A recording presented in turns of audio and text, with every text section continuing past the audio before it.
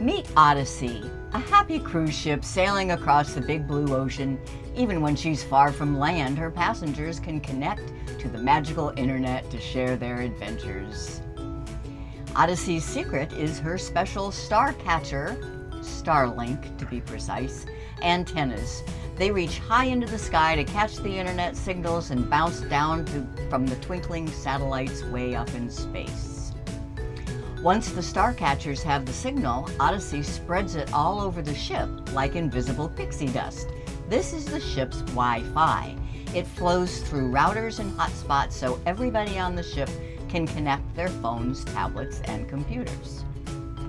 Sometimes Odyssey sails to countries where her star catchers need to take a nap, meaning they don't have the legal rights to use Starlink in that country. Like Taiwan, the satellites don't send signals, so Odyssey has a clever backup plan. For these special places, the crew gives Odyssey's routers a magic data coin, a local SIM card. This coin is full of internet power from the country she's visiting. To the people on board, nothing feels different. They still connect to the ship's Wi-Fi just like before. The switch from star catchers to the magic coin is a secret, seamless trick. When Odyssey arrives in a busy port, everyone has a choice. They can stay connected to Odyssey's magical Wi-Fi while relaxing on the ship, or they can switch their phone's own data service on. This uses internet from the city's tall cell towers, giving them their own personal internet bubble while in port.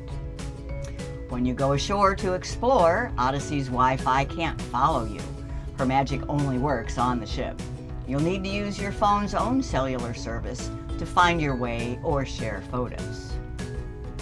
So bottom line, it's simple. At sea, the ship's Wi-Fi, powered by Starlink, is your only friend. Ashore, your phone's cellular data is the key. And in port, you can choose whichever one works best. Well, I hope you liked that simplified story about internet connections on our cruise ship. The main point being that it's important to understand the difference between Wi-Fi on the one hand and cellular on the other. And you should know on your phone how to turn each of them on or off.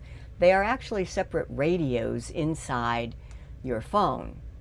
Videos number 950 and 951 show you how to do that.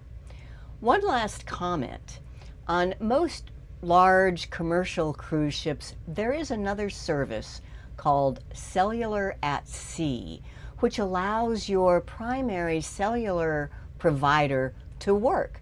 Like if you have Verizon or T-Mobile, Vodafone, or any of those, and you are on a ship with cellular at sea, they will work. There will be an extra charge, so you may want to turn them off even then to avoid the extra charge. On our ship, the Odyssey, we have no cellular at sea, so there is no danger of an extra charge. However, it will run your battery down because your phone is still searching for cell towers, which it will never find, and that runs down the battery. So another reason to learn how to turn off your cellular mobile data so that it doesn't run your battery down. Happy travels.